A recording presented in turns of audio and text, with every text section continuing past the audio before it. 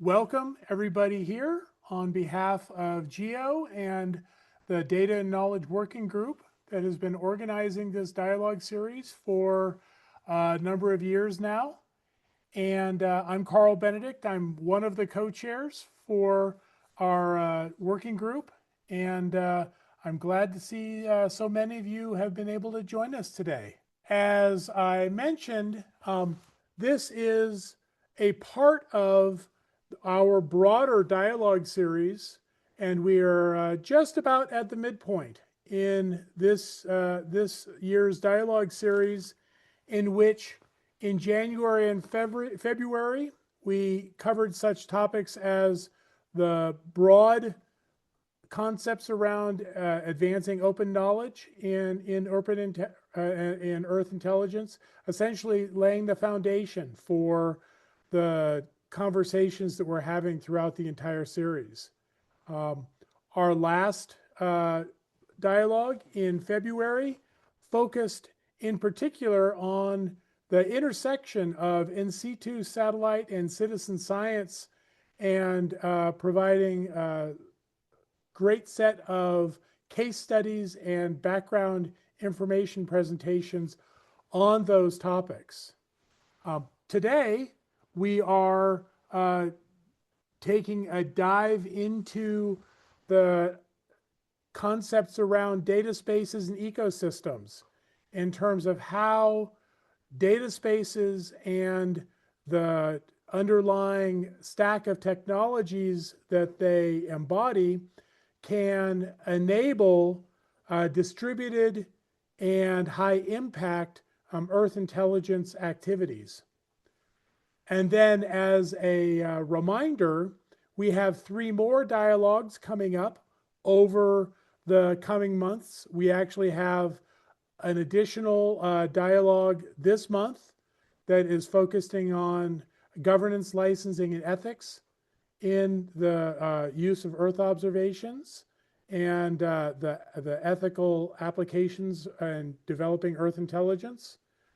In April, we will be looking at building capacity in the Earth observation community and application space around AI and the use of AI in support of building Earth intelligence. And then we will finish in late April with a focus on impacts, how we can develop key indicators and metrics for how our services are achieving the goals and benefits that we're wanting to achieve. So we're, as I said, at the midpoint in a series of webinars, and hopefully you'll be able to join us for our upcoming webinars as well. Today, as I mentioned, we are going to be focusing on data spaces and ecosystems. And we have a group of speakers who are going to be able to provide a variety of perspectives around the idea of data spaces. Starting with a presentation from Francesca Noardo from the Open Geospatial Consortium, as Hugh provides some background and foundational information on standards and recent work that has been done in terms of looking at the intersection of standards and the building blocks for data spaces. As components have been developed for data spaces over decades, but we are really now seeing the maturation of models for being able to understand how to make them a reality. We will then have a presentation from Nancy Ritchie from the United States National Oceanographic and Atmospheric Administration, talking about the work that NOAA has been doing in terms of participating in and contributing to the data that are critical for feeding into our shared and interoperable data space ecosystem. We're then going to hear from Matteo Fedi, who will be diving a little bit more deeper into the logical architecture and workflows to actually build the data space ecosystem with an illustration of a workflow. And then we will finish with a presentation from Tariq Habib, providing a use case illustrating a practical instance of data spaces in action. So I will ask each of our speakers to then, as a part of their introduction, to potentially provide a little bit more information about themselves and their connection with data spaces, to provide some additional context as we move forward. And finally, we wanted to share with everybody a recently developed definition of data spaces out of the ISO standard that is under development, in terms of a shared understanding of what the emerging definition of data spaces are, as it has been, as I alluded to a moment ago, an emerging conceptual model in terms of developing interoperability standards and technical approaches for being able to support distributed systems. So as we look at this definition that has been provided as a part of the ISO standard, and in this case shared by the International Data Spaces Association, some of the key concepts that embed this data spaces definition is the idea of trusted data sharing. So there is a trust element to it between participating parties, both data publishers and data recipients, where there is an agreed upon governance framework and a set of policies, semantic models, protocols, processes, and services that are all working together to support a rich distributed ecosystem in which data can be shared and maximized in its impact and use. So with that, I'd like to hand off to Francesca to start our webinar today with some background information. Francesca, you can go ahead and take the floor. Thank you very much for the introduction. I will start with my short introduction about data spaces and the past, mostly of data spaces, probably. I am Francesca Noardo from the Open Geospatial Consortium, and we are working with our community on standardizing some of the aspects and the data spaces enablers that could make data spaces a reality, that are working and contributing to the world of data spaces to be a reality, hopefully. You already have anticipated me, Carlo, with the definition of data spaces, and thank you for that. Here is a bit an older one, so less recent and probably less ISO one. But what is relevant with this slide, what I wanted to pick are the main characteristics of data sharing, distributed architectures, data sovereignty, trusted connections, and these are all the parts that are that were conceptualized in the last 10 years, and for which we are arriving to provide some solutions as well. Well, sorry for the quality of this diagram, I just realized. But it is intended to depict the evolution and the number of initiatives that have been born and developed. Most of them are still ongoing in the last 10 years to contribute to this concept of data spaces, even when it was not still called data spaces. So we have a number of them. GEO and OGC were already there some years ago, and we can see that all of these at a point get in touch with each other and start looking also at each other to see that there are several solutions to their similar issues.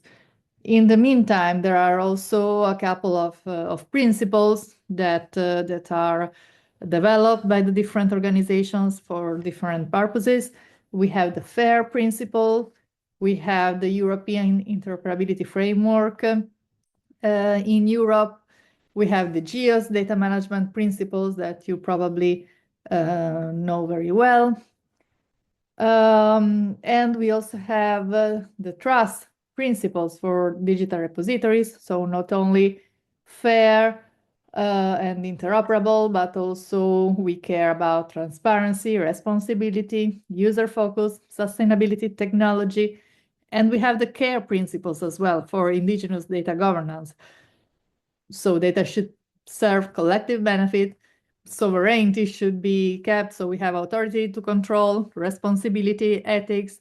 So these are other aspects of data that have to contribute and be considered and are essential for in the landscape of data spaces and to make the concept of data space a reality. With this slide, I had depicted something that can look like a nice picture, but it's also the number of relationships that the different initiatives have and how different solutions conceptualized and provided and implemented with different level of technological readiness, let's say, by different initiatives and from different organizations, how all of these address similar aspects or work on similar challenges and how they relate to each other. They are competing solutions in some cases, they are complementary solutions in some others, and therefore, this was a study done 2 years ago. In the meantime, something new also came, looking at the domain, at the single domain, application domains. So for example, for heritage, we are now working on a project on the ECOS infrastructure, which is the European cloud for cultural heritage. And that's, again, one more of such infrastructures. And this is something which is being developed again for the same purposes. So you can probably recognize easily that the components mentioned are very similar to a lot of others. So this framework and this landscape is still growing. What we did in 2024 was to analyze this framework and to compare to each other, also looking as a reference to the data spaces building blocks provided by the Data Spaces Support Center initiative. And we tried to make a mapping of the different initiatives to address the single challenges described by these boxes. And also to map these to the principles, to the FAIR principles and the CARE principles and so on. And this paper is reporting all this work and is intended to be the basic ground for a future discussion, for a discussion that had to start at that time, and it is now ongoing. You can also follow the European Forum discussions in OGC and other venues within OGCs, because this is something that needs to follow, and the discussion should never, probably never stop, or at least not now. This is the evolution of the Data Spaces Support Center building blocks. I have not dived into the detail because I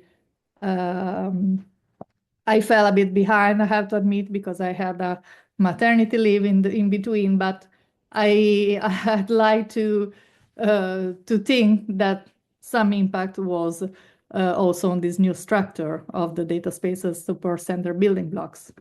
Some more developments from that time are ongoing. So here you see a list that was presented to the European, to the symposium, to the Data Spaces Symposium in Madrid a few weeks ago.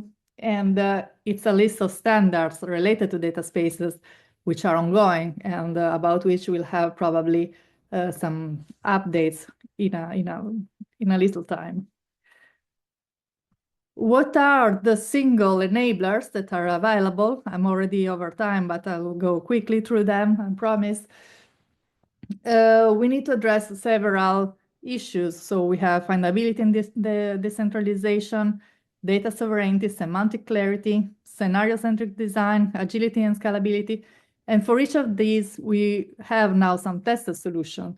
So first of all, we have a federated catalog approach that allows the catalogs to stay in the organization managed by the single organizations, which are the owners of the data, but it can be retrieved from other points, for example. Then we have also the APIs aspects that allows now to be controlled and allow access management. So it enables sovereignty and sovereignty aspects and control over data, which is one of the key and most challenging aspects of the data spaces.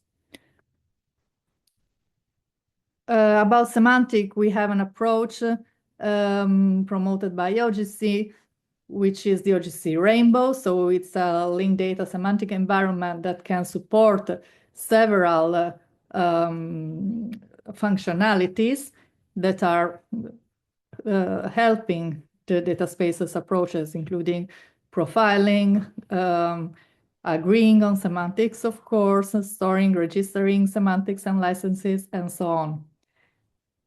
So all of these can be supported by this Rainbow environment. And we see a couple of examples for data sovereignty, for example, in the storage of licenses and description of licenses by using the W3C ODRL format. And it also allows, in association with the provenance, storage of the data, it allows storing the policies related to data and to track them through time, so that also in the data retrieval phases, based on the use that you want to do with those data, you can retrieve only the data that that allow the use you need. So this is again the schema for the provenance association that goes together with the policy storage and allows that that step. We tested those approaches within the European projects, usage and the AD4GD, especially usage, those ones. And we also tested them within OGC pilots and testbeds. So we have one more proposal to store provenance and trust with this facts framework, and another test for using the ODRL standard for provenance.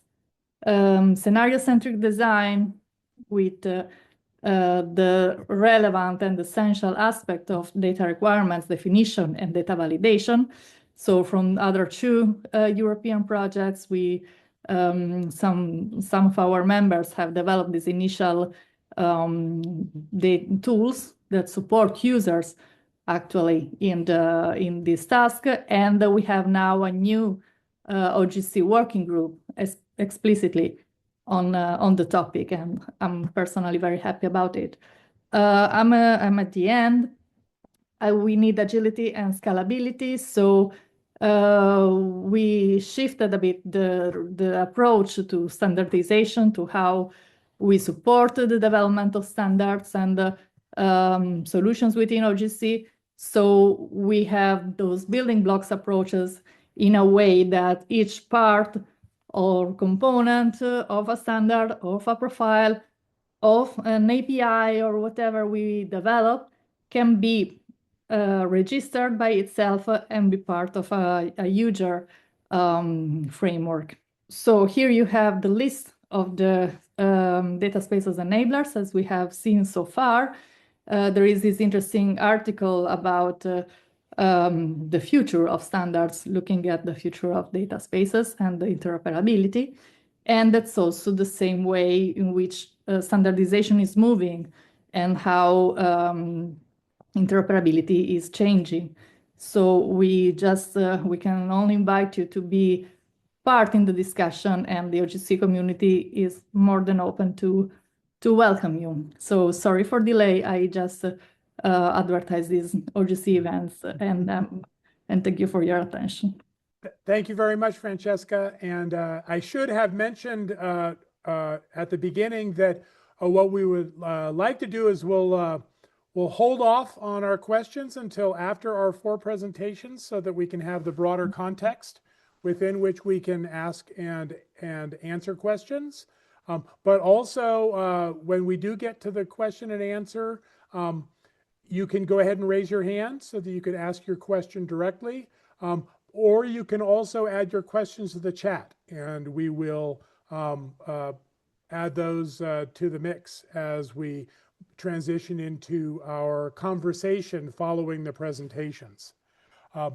At this point, though, I would ask Nancy Ritchie to take the podium for her presentation. Thank you, Nancy. Well, hello, everybody, and thank you for inviting me to speak with you today. I'm going to talk to you about how we are transforming our data stewardship system to create a data space. So, NCEI, the National Centers for Environmental Information, is an ecosystem of archival systems, and each one of them was designed it was customized to a certain user community. So we do not have, we have multiple data spaces, I'll put it that way, because these systems are not interconnected in any way.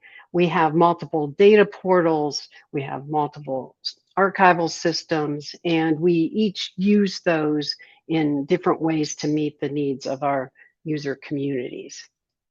So recently we started to build out a cloud archive, and we wanted to really leverage cloud technologies and open science capabilities to meet our mission. Now, our mission is huge. We preserve all of NOAA's data, which means we preserve data from the surface of the sun to the bottom of the ocean, and from paleoclimate observations to a satellite observation that just occurred. We have brand new instrumentation on cruises that every time they send out something to gather information, to take observations, it could be interchangeable with multiple instrumentation. And then we also have data from citizen scientists who may not understand standards and ontologies. So our mission is huge. And so how do you build a system that's flexible enough to support all of that? So what we've been doing is we've been building what we call Open Information Stewardship Service, and that's our new cloud archive. We put it into operations in December of 2024, and we've been adding features and data streams as time goes on. Now, we know that the cloud environment is critical in allowing us to operate at speed and scale to meet today's demands. And we're using technologies that Francesca was talking about, the semantic web, linked open data, and that enables open science, AI-based applications, fair, care, trust, etc. And it really addresses one of the hindrances we've had to being able to scale in our data stewardship, and that's the resource intensive activities of gathering information about the data and then setting up the configurations to bring data in, store it, and make it accessible. So what is OIS? In its simplest form, it is a data workflow manager that we use to archive and steward our data. It's fairly straightforward. Data provider just drops data in that untrusted bucket, and we have tasks that take it to ingest, to identify, to archive, to access, to populate catalogs, and make it available to users.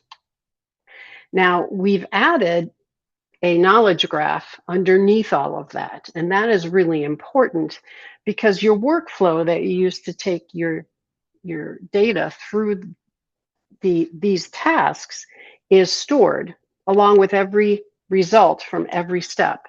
It is logged in that knowledge graph, which makes it available for other purposes. So the integration of this OIS workflow into your science workflow is also customizable. You can either have it included in every step of your process, thereby catching all the information as you take it through your workflow, or you can do your science off to the side and just ingest and archive your data. But you get the most benefit by full integration. So what makes this knowledge graph so special? Well, because it's your workflow and because it's every result from every step of that workflow, you have full stewardship provenance and you have transparency as to what you have done with that data, whether it's been extracting metadata, creating images, doing QA, QC, all of that is captured. And that's scientific reproducibility, which is required by the US federal policies.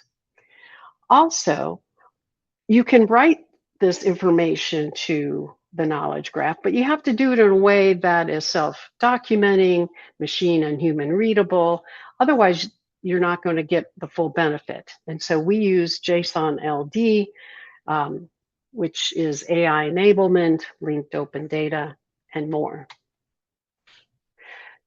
So you can document your process. You can do it in an interoperable way. You can make it in a semantically interoperable way. We have, which means that you have this shared reference model so that machines and humans can understand what you're doing and the information that you have shared. We use existing ontologies, which you have put in your knowledge graph to say which ontology you've used, and that really helps others reap the benefits of the semantic web. Now, because we have that vast mission with the data, some of our data doesn't have ontologies at this moment. And so what our knowledge graph allows you to do is to define your own ontology and put that in the knowledge graph. So even if you can't use an existing ontology, you can create one and people can utilize it and find it. Again, it's allowing the semantic interoperability. So going back to this diagram, I don't know if you can see my cursor, but I am circling the AI tools. So how are we at NCEI actually using the knowledge graph and integrating AI and machine learning? Well, we have developed what we call LOIS. So we have OIS and LOIS. And LOIS is the large language model for OIS. And what we have done with LOIS is we have captured all the information from that knowledge graph, so all the workflows we currently have, and all the results from those workflows. We've added to that all of the information, the documentation about OIS, about the basis of our technologies. We can add to that metadata templates and standards. But what it's really doing for us is it's a technological accelerator for NCEI to adopt OIS. It really helps users grasp and utilize the technologies. The technology behind LOIS is it's a specialized generalized AI tool coupled with graph retrieval augmentation generation, which really just fine tunes the results that people get through continual updates, anything new coming into the knowledge graph, any new documentation. And it also contextualizes. As you ask it questions, it starts to conceptualize and contextualize what you're asking. Initially, we're focusing LOIS on supporting our data stewards. And what they do is they take the data specifications that they receive and they create executable archival workflows. So that takes time. It takes time learning the system, and it's really resource intensive work. So LOIS is going to help them do that and make that manual process a scalable data stewardship process. However, LOIS will ultimately serve our external users, enabling natural language discovery of and access to all of the data in our archives. LOIS was launched in a beta form in the fall of last year, and it's currently in user testing. You can ask it specific queries about OIS terminologies, the standards, all of that information that we've added to it. And then you can also discover existing workflow patterns and templates that you can use to develop new stewardship workflows, thereby using the current standards and best practices that we have. You can verify your workflows through visualization, and you can assess the maturity of your workflow based on our current best practices. This makes it extremely flexible as we add more standards or a standard is updated. Then you can update you can use that latest technology, that latest information to build your workflows. But the best part of this technology is the more you use it, the better your results are. Here's some examples of queries that you can use. The first one is use this particular description to create code that builds a workflow using these best practices and ontologies, et cetera, thereby creating that data space that will support all of the data that we have and using best practices. Another one is give me all your archive workflows that store this particular type of data. Eventually, we'll get to this last one, which is give me all the satellite images for a specific time period for a city, as opposed to doing a geospatial search in a search tool. So at NCEI, we've leveraged cloud technology, knowledge graphs, and a semantically enabled linked open data interoperability framework to enable full provenance in a scalable, repeatable, and transparent platform. It is transforming and accelerating our ability to meet our mission while overcoming some of the challenges that have held us back in the past. It also is flexible enough that as standards and best practices evolve or come into our system, we can work with our users to update our standards and create better workflows. And that's all I have. Excellent. Thank you, Nancy. And I'm sure there are a number of questions that have come out of that. And as I mentioned, we will go ahead and hold our questions until we have our final two presentations, and then we will open up the floor. But again, it's not too early to add your questions to the chat. if you'd like to get those queued up. And also, we will have time for folks to raise hands and ask questions as we transition to our discussion. With that, though, I will transition over to Matteo Ferri, who will be presenting his presentation on looking at architectural models and workflows. Take it away, Matteo. Thank you. Thank you, Carl.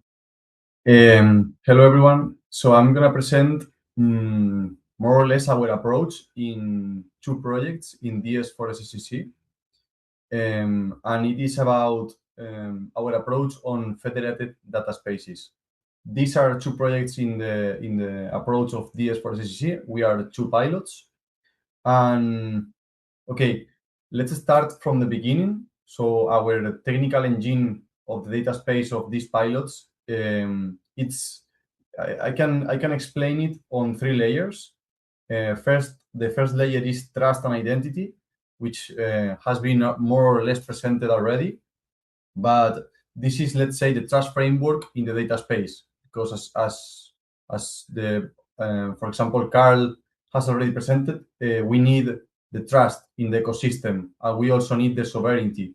So the first layer is to provide this trust in the ecosystem, and it is establishing, for example, our approach is establishing the trust anchor, right? That it is the common component that every participant in the data space is, let's say, trust in that participant. So it is a central component. It can be different trust anchors in a data space, but this is, let's say, the first layer, the trust and the identity. Who am I and who are you? And if I can be able to recognize you. Then upon that, we have the sovereign exchange, the layer 2. And it is provided in the data spaces through the data space connector, which is, let's say, a core component in the data space. And it is just a door just put in front of your platform or in front of you as a participant. And it just enables you to connect to the data space. And the key here is that you can have your data stored in your own, let's say, infrastructure. And you can provide the data through the data space connector to the data space, but the data space is not a data lake. So each participant has its own data located locally. And through the data space connector, each participant can connect to the data space. This provides the sovereign exchange to the data space. That it is a key point here. And then upon that, let's say how we are going to discover all this data. If each participant has its own data located locally, how we are going to discover all of this. So this is where the catalog and the also federated catalogs appears. And the approach here, I'm going to explain it later, but more or less is, okay, each participant has its own data products, its own assets located in its own, let's say, catalog. And the way to federate this is just to put a layer up on all of the data space and say, okay, we are gathering all of the information from the different participants of the data space, and we are putting it centrally as every participant, every new participant or every existing participant can check there in the catalog, which is available in the data space, because it's not, again, a data lake. And okay, for this, we have an example that is already existing in our projects, that it is our approach on this. And it is, okay, we do have a project named Beat the Heat, that it is for heat islands. And we also have a pilot, which is Geo for Water, that it is for extreme water events and for geospatial data. So the idea is, okay, we do have a data space here. We also have a data space in Beat the Heat, and we have one catalog, one centralized catalog for each data space, which is, let's say, gathering all the information from that data space. So the idea is to connect those two catalogs, those two local catalogs for each data space, and do a federated catalog. This is the idea. This federated catalog, the way that we are doing it is based on DOM, that is an operational open marketplace from Europe from cloud services. Okay, and this approach is just compliant with a lot of existing policies and rules that Europe wants you to deploy when you deploy let's say a marketplace. So the idea is that Simple, that is the middleware for interoperability on data spaces, is also taking this approach, is DOM based. So entering more technically on this, the way that this marketplace works is with TM Forum API. How this works? Okay, this works like this.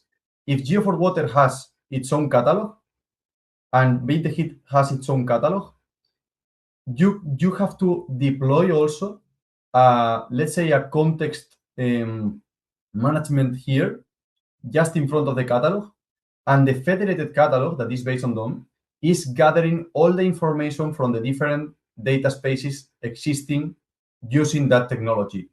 This uses TM Forum API and it gathers all the information. What we have here is, okay, we have one catalog in Geo4Water that is gathering all the information from Geo4Water. We have another catalog that is from Beat the Heat, and we have that catalog gathering all the information from Beat the Heat. But we also have a federated catalog which have all the information from the different data spaces that we want. And it is just, let's say, unified catalog or for whatever data space you want to join. Okay, this can be connected through Simple, but also with other pilots and other data spaces. This is the idea, to federate it. For this, there are some barriers and challenges. This is not an easy thing. For example, the API specialization. Not every technical people knows about TM Forum API and knows how to deploy this access node that is connecting your catalog through the federated catalog. So it is some specific knowledge about it. Also, you need a semantic alignment, but also a governance alignment, because, as you know, each data space has its own semantic, let's say, common models that they have to define, also its own governance. And if you want to federate different data spaces, you need to take care of it. You need to know that, okay, this data space is with these rules and with this semantic and compliant with this interoperability mechanism that they are compliant. So if you want to federate some data spaces or some catalogs, you need to be aware of these things. And also the cross-domain trust. If I trust in the people that it is a participant from my data space, okay, I am trusting them. But can I trust the people who is participant from another data space that is in the federated catalog? This is something that has to be taken in account. And yeah, this is made with, as it has been already presented, with ODRL's policies, for example, access and usage policies, and this is all through the connector. But it's a key point.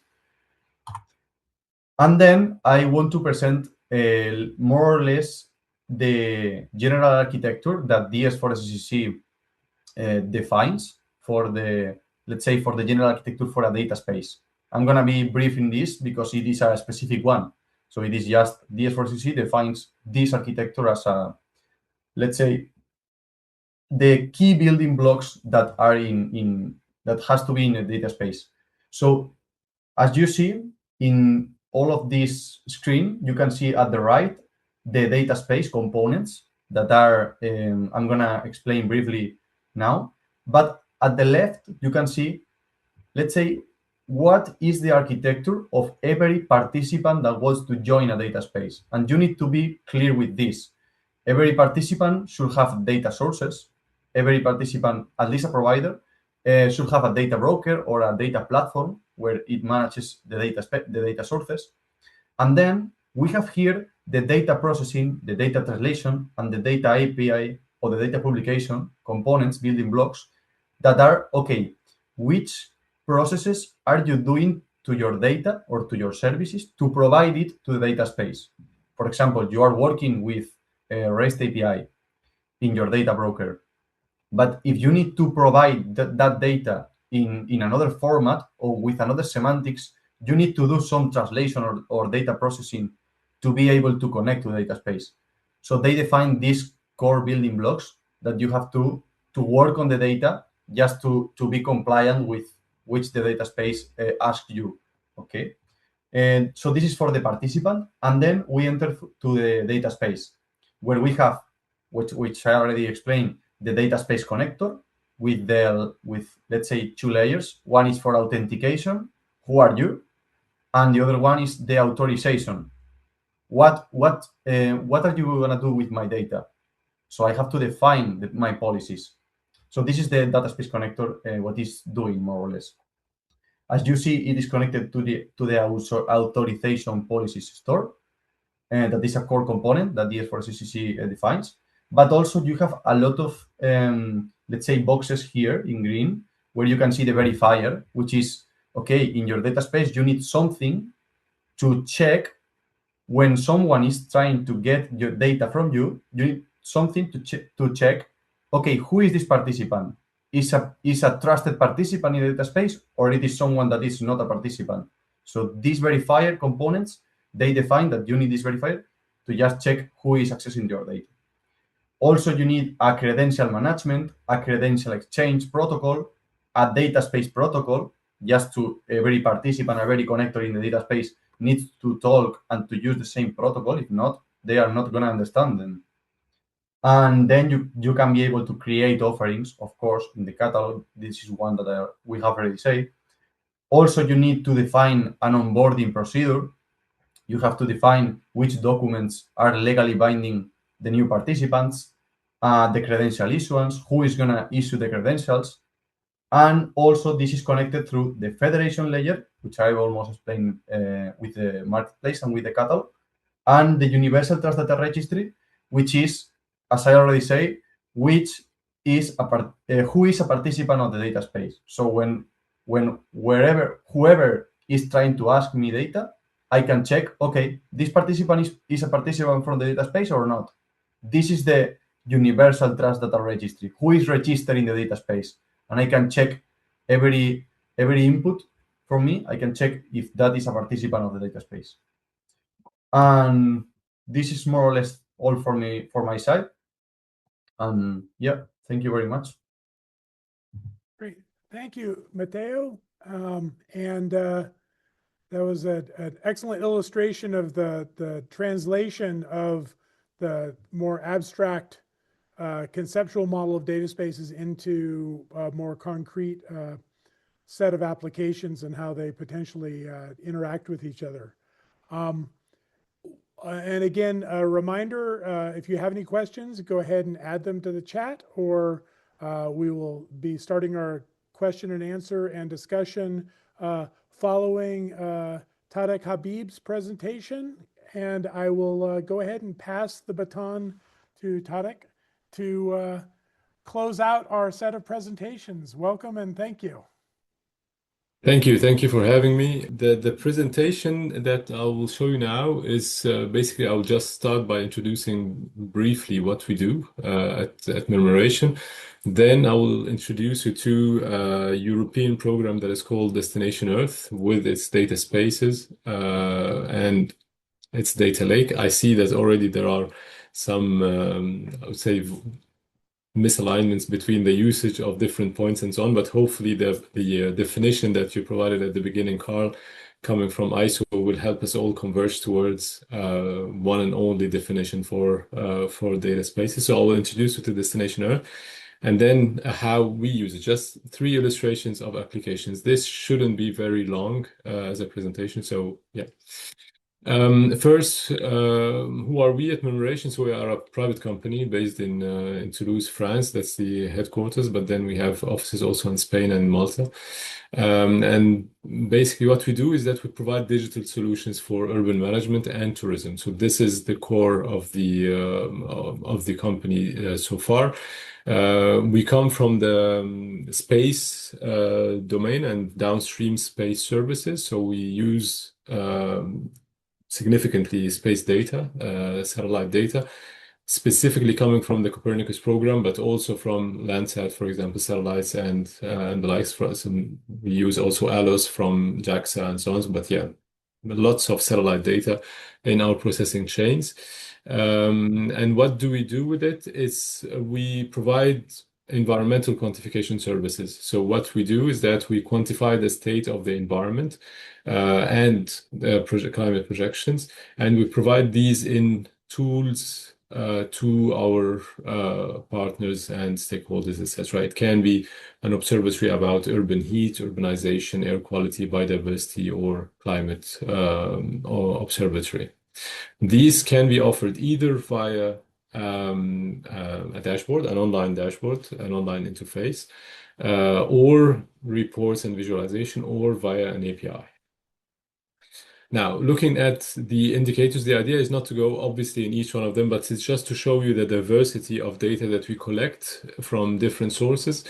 Most of it comes from satellite data or model outputs for the climate indicators, for example.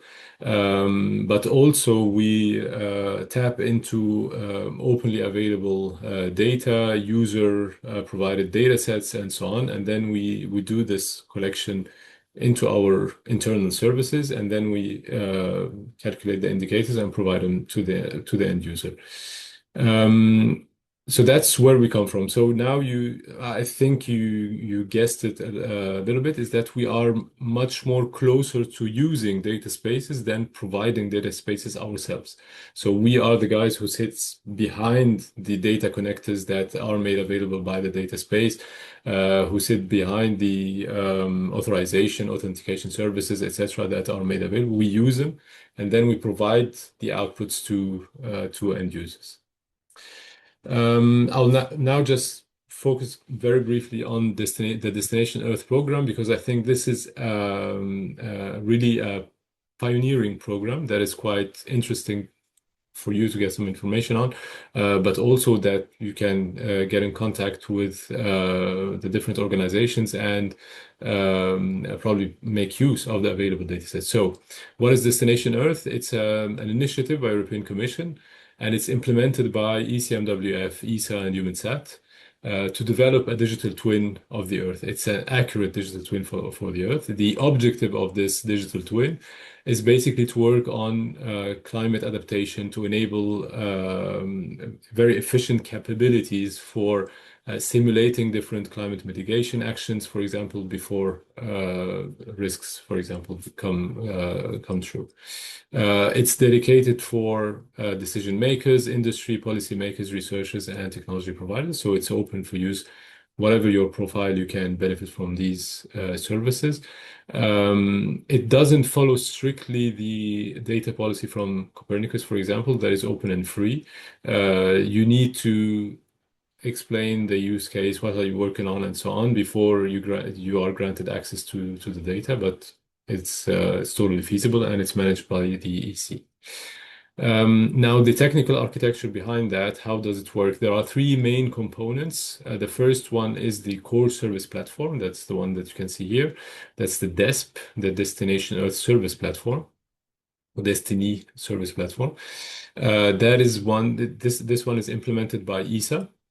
There is the digital twin engine, and this one is implemented by ECMWF. So this is where you have digital twin data sets that are being produced. And then you have the data lake, and this one is implemented by EUMETSAT, who puts basically the infrastructure in place in order to host this data. And basically, this is where your data space is. The data lake component. The expected impacts obviously is positive impacts in simulations, etc., informing policy and policymakers with additional insights and information, and anticipate extreme weather events. I'll now borrow a video that was done by a company called Cloudfero. It's a Polish company that is putting in place a big part of the infrastructure there. But I found this quite informative as a video. It lasts only for 30 seconds or something like that. And it shows the different components, the Destiny platform component, digital twins, data sets, and how all of this works in the data lake. That's equivalent for the data space discussion that we are having today. So basically, you have one entry point for the users or people who want to consume this data to develop their services. This entry point is this core service platform, and then it feeds and it taps into the capabilities made available by the data lake that has the digital twins data stored in it. It has a harmonized data access point. It's like the meta catalog that Matteo just mentioned. Processing near data capabilities, user workflows, etc. So it provides a complete environment where you can get access, interact with the data, use it efficiently, and so on. I'll now give you 3 examples of services that we built in this Destination Earth ecosystem, using this Destination Earth ecosystem. The first one is called Urban Square. So it's a simulation environment for urban areas that allows you to play different scenarios to trade-offs, for example, with population increase in an urban setup. This is what you're looking at, for example, in Toulouse, to see what impact this would have on traffic and how this would impact air pollution in the area. Now, there is extensive input-output operations coming from this application to the data lake. Why? Because to set up the baseline to start with, this is pre-calculated offline, etc. But once the user gets into simulation mode, the data is automatically fetched from the digital twins compared to the baseline scenario, and then the output of the scenario is output to the user through the dashboard to show, for example, increase or decrease in the pollution pattern in the area. Similarly, this happens also for the heat simulations. Although here there are not a lot of real-time interaction with the data lake. Everything is pre-computed and the scenarios are pre-computed in this case. So that's one possibility. Okay.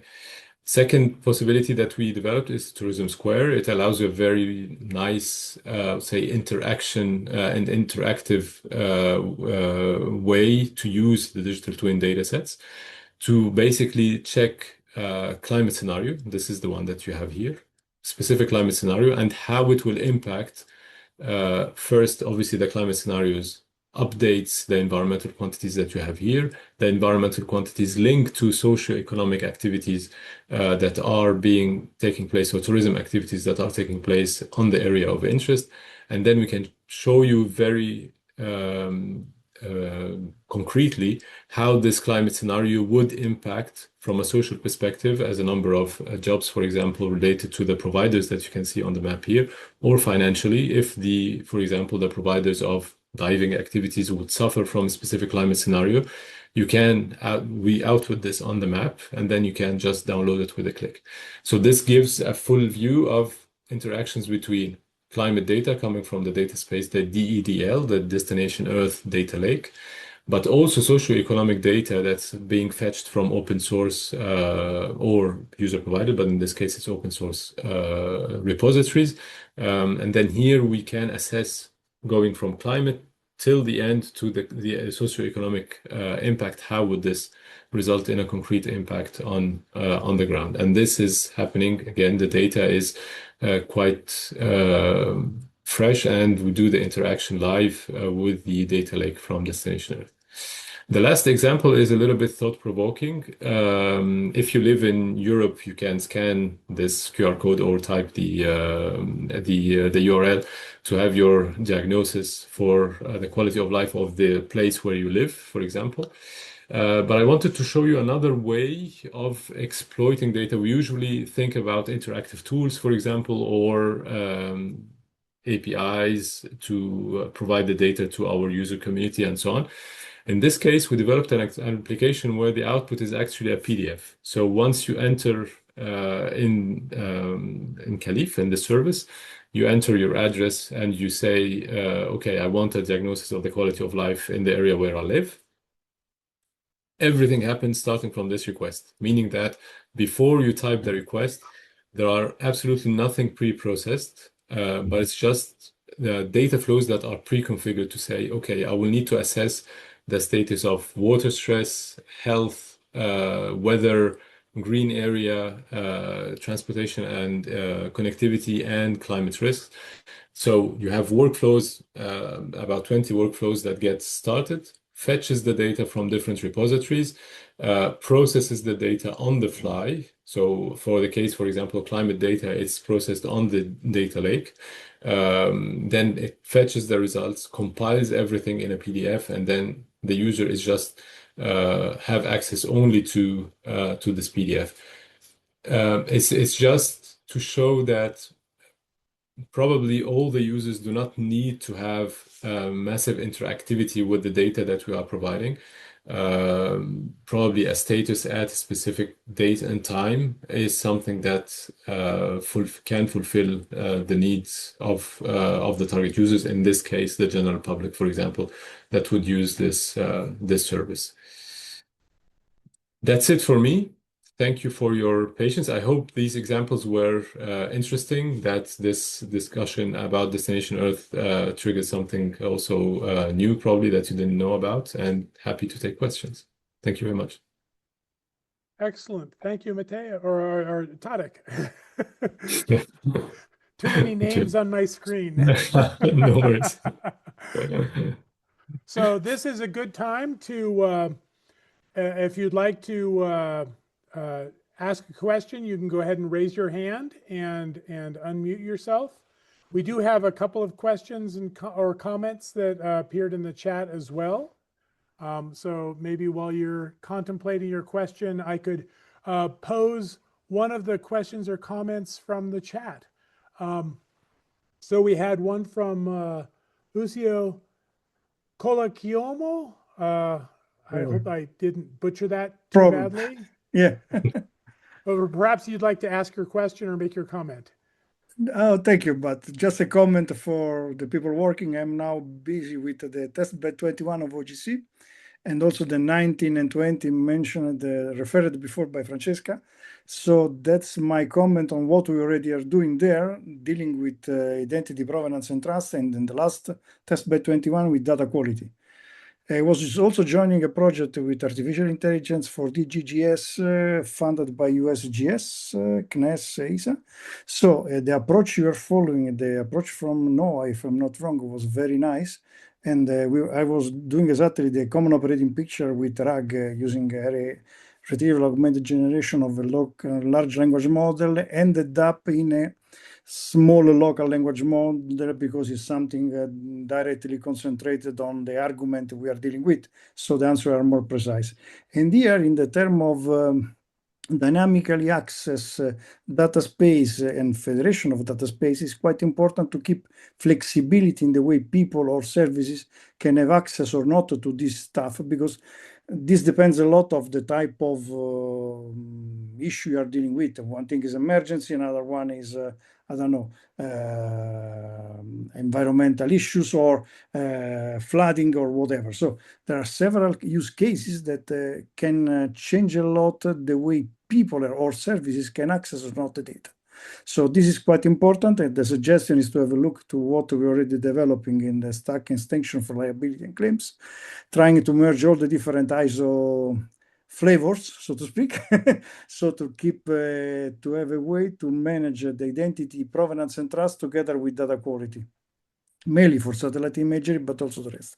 In that solution, we use both a verifiable credential and blockchain.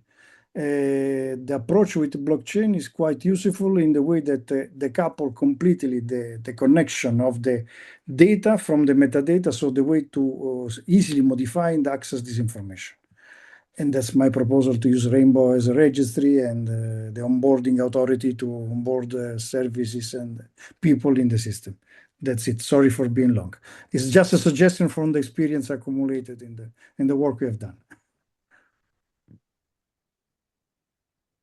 Thank you. And actually Welcome. that feeds into a question that I had in terms of any emerging global identity providers that can feed into that that trust and identity layer, enabling that sort of shared authoritative identity combined with then the local authorization that relates to both the sovereignty and the dynamics of authorization as it may change through time. Yeah, that's fit perfectly, because there is the issue here that just I give always the same example. If you are going to buy something alcohol in a shop, you have to show your identity card. So you're exposing also your date of birth. In this case, with this blockchain and the smart certificate, a smart contract, a little bit more elaborated, extended, so to speak, you just, the system is telling to the other authority, other staff authorizing, you are more than 18 or 21 year old, that's it. So you should be able to define the way you expose, you or the system expose the data without affecting the data itself. There is the need to know principle. So you have to keep in mind all these things. It's not easy. And there are examples there in the OGC stuff. It's 3 or 4 years we are working on this. So keen to collaborate and to show you. The link is there, and the documents are public. So no problem at all. And that's it. So you are right. I think there is a need that at any level for an onboarding authority that define, authorize the first level for services, and then a sort of, call it registry, like Rainbow, where all the stuff are, all the things, services, data are exposed, and then from there you can start mapping things depending what you need. Otherwise, the risk is that you have to duplicate all the information. Even if we have seen in the example of Cloudflare, there is a reduction in duplication of data. But in any case, if you duplicate data locally, then you lose the control of this data, and then you can derive other data. So provenance is broken. You don't know the authenticity of this information, and so on and so forth. So all these kind of risks are there and should be handled somehow. Personal point of view. Thank you. Thank you. Other questions? Marie-Françoise, you had a question. Would you like to share it, or would you like me to read your comment? It was a question to Matteo. Hi, is that we advocate in our working group, because to come back to the connection with the work we do in GEO and what is the role and what can do GEO here, we advocate for, of course, good quality metadata and good data management and the use of licenses. And here the data spaces require very good metadata and maybe specific metadata to manage the rights and the sovereignty. So I just wanted to ask Matteo to confirm that, because with the data spaces we go towards more operational use cases and business use cases, as we have seen with Tarek. So yes, this was my question to Matteo. Yeah, no, it's totally required, of course, the quality of the metadata. And yeah, we, of course, in the data spaces, we are in different projects as Libellium, and not only in Geo4Water and also Beat the Heat, but we also are in Thitcom, that is, let's say, a common TEF infrastructure for testing AIs, and we are developing there also a data space. And in all of the projects that we are in the data spaces, all these kind of license and agreements to adhere to the data space and to comply with the rules, and also the quality of the data is a key point, and it is, of course, one of the most pillars that we are implementing in the data spaces in all of the projects, and it is completely needed. Yeah, of course. Yeah, because one of our, so we also work on data sharing, and we advocate data as open as possible and as restricted as needed. And here we really work and focus on the as restricted as needed. If we want to have more data which can be accessible and usable, we need to consider the data that is also restricted. And so this is really the direct connection with what we are doing. Yeah. It's not only about sharing open data, because that makes no sense with data spaces. It is one part of the sharing data, but of course we need data to be shared, but not only open. Also data that needs policies and access control, and that is our approach on data spaces, and of course it's important to share that data also. Thank you. Thank you. Thank you. And yes, as I said, if you'd like to ask a question, you can raise your hand or type it into the chat. In the meantime, I had a question for Nancy. Given the high impact and deep investments on NOAA and NCEI's part in OIS and LOIS, what opportunities for technology transfer are there potentially for the developments that you've been working on for other organizations to adopt in terms of being able to accelerate their capacity building based on the capabilities and lessons that you've learned through your work in NOAA? We were just talking about that yesterday. I don't know if you were listening. So OIS, the API is available for people, and I put the link in the slides that I shared. So you can go to GitHub and find that. And then for LOIS, we are anticipating that we will be sharing that technology as well, because you need that coupling so that people, because you don't understand OIS right out of the box. You need some help understanding it and utilizing it and some examples. So LOIS is going to really help accelerate the use. So yes, we plan on sharing it with others as needed. And then when it comes to the knowledge graph, and this goes back to Lucio, we do anticipate sharing our knowledge graph in a networked system. So imagine this knowledge graph being used and connected to other data organizations, NOAA, ESA, etc. It will be helping not just scientists who are knowledgeable about satellites, but also those emergency preparedness people and other groups that will be using the data because of the ontologies and being able to utilize your own definitions of some of these words, because emergency preparedness doesn't know about some of these radiative, vocabularies based on satellite data. They want to know, is it going to flood here? How much and when? And right now you can't ask that question of any data access system.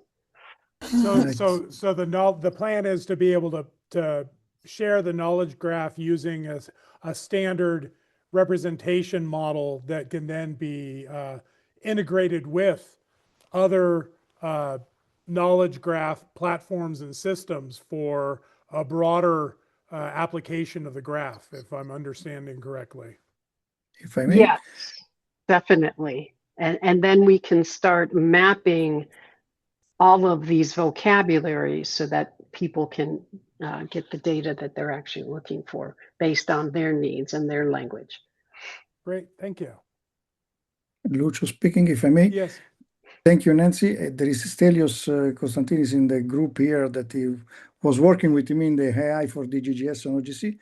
The good thing is that exactly in OGC, a few days ago, OGC decided, if I'm not wrong, to revise the OWS context, all the 2012 last release, exactly in this direction. So I really would like this contribution on this revised or this revived OWS context at OGC level, so we can include all these things. It's a good environment where I think it's logical to put all these things, because it's not only knowledge graph sharing, but also moving a scenario from one place to the other independently of the specific technology you are using. And this scenario normally are legally binding. In an emergency situation, we were testing in Red River, Manitoba, in the example, this decision are legally binding. If you have to evacuate people or things like this, it's very important. So decisions should be follow the DQ for IPT rules we are establishing there. Thank you. Thank you, Lucio. Bente, you have a question? Yes. Thank you, Carl. And I disappeared for some. My computer was not collaborating with me for a while. So I have a question concerning. I don't know if you covered this, but you have all these catalogs and you know, federated catalogs, and having control also of who can discover. You know, in GEO we have this discoverability, accessibility, and all that, and the FAIR also. But sometimes you don't want every participant in a data space to be able to discover a data set. Are any of you have you ever implemented or considered this scenario, that you want to not keep all the data visible for everyone, that you have control over that as well? I guess this is for, well, Nancy, it would be nice to hear if this is an issue for you, and Tarek, maybe this is also relevant for you, and Matteo. Yeah, thank you. Who can start? Maybe I can start with our implementation. We have this implemented technically in a level of data space where you can select, because you can define access policies and also usage policies. So these access policies in data spaces based on Eclipse, in these access policies you can define who can see your assets in the data space. So it's not who can access, it's who can see just in the catalog your assets. So I think that's what you mean.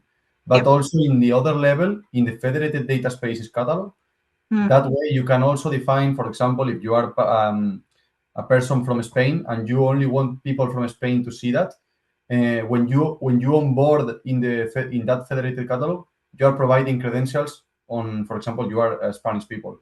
So then in the federated catalog, you can filter who can access to your data and who can just see your data in the catalog, and you can just put all the people that it is Spanish people, and that's the way. But technically, in a data space level, it is an access policy just, and it is defined in the connector. That's it for my part. Yeah, thank you. Yeah. I'll probably comment quickly on that. We follow the same in our applications. We follow the same line of thought, like Matteo just mentioned. It's an access policy.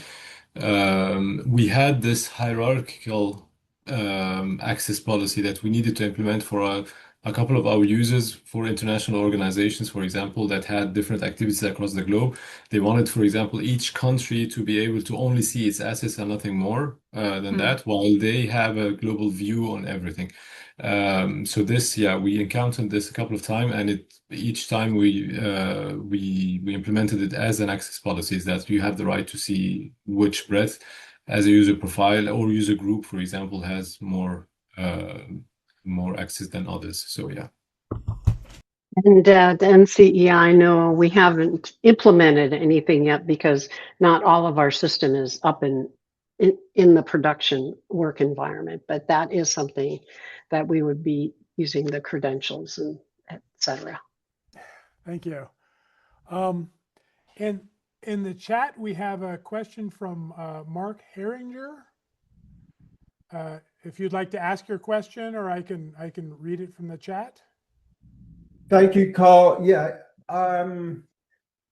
thank you everyone for the presentations, and data spaces is fascinating, and I just wondered whether there was an opportunity to establish these personas and their user stories openly, so that the intention and the need and the action, if you like, can get described in a set of user stories, so that they're common sentences that everyone can understand. that represent the complicated, in my opinion, technology that's being described, and the personas behind it, and why they need to do what they need to do. Over. I just take hi Mark. I take the floor here because I just noticed that the ISO EIC standard 20151 is actually a series of standards, and one of the packages that will be made available are use cases. So there will be provided some examples of it. And for instance, this annual data space symposium, there were multiple examples and showcases for implementations across the world, actually, not only in Europe, but in Americas, in Brazil, I think, and Australia. So it's or New Zealand, I don't recall exactly, but there will be use cases and also as part of the standard of ISO. But I think, in the data and knowledge working group, we are working on best practices or showcases. I think this might be something we can take note of for follow up in the GEO working group as well. Thank you. Thank you, Bente. Yeah, I mean, there are so many ministries of health out there looking to implement this, and it needs to be like a clear roadmap. Thank you, and I'll look for those use cases. It sounds like the right way to go. I wonder if there may be a potential page in the Geo Knowledge Hub where we could possibly collect pointers to use cases around data spaces as an ongoing, growing reference. And then I forgot to mention this. Well, maybe this is not readable, but this is the European Data Spaces for Smart Cities and Communities blueprint, and they are actually describing how to use it with, and there are some examples. And then Matteo, I think maybe you can also expand on that. I forgot to mention that. Yeah, exactly. Yeah, they have. I don't know. Did you have shared the link? Okay, I see it. I see it in the chat. Yeah, the DS4SC is doing a work on just documenting all the building blocks and all the architecture of data spaces that I almost presented before.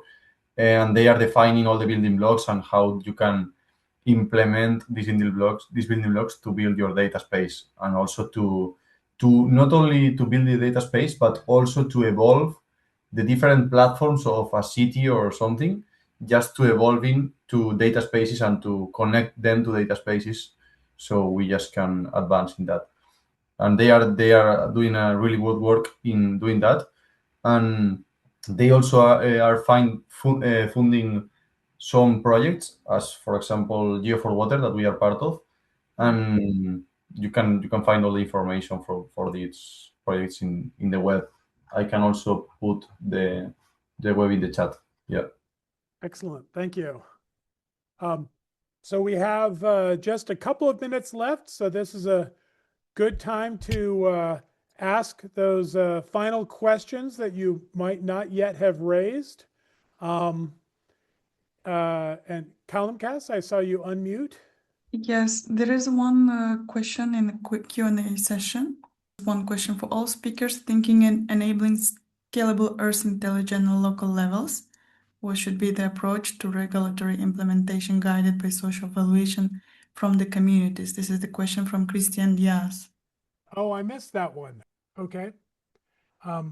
So yeah, this is relating to enabling scalable Earth intelligence at local levels. What should be the approach to regulatory implementation guided by social valuation and from the communities?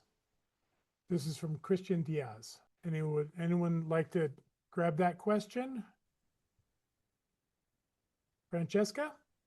Well, I can only give a very general answer, because indeed it's a very relevant point, and on the top of our agendas for the next future developments in terms of standards. So how standards could actually support better both the intelligence aspect. So how standards should change, if they should change, and how to address the new potential provided by artificial intelligence, and how the two can work together at best, and how artificial intelligence can work for standards, for example. So it's a huge discussion which has just started, and it would be great to have valuable input within this in the next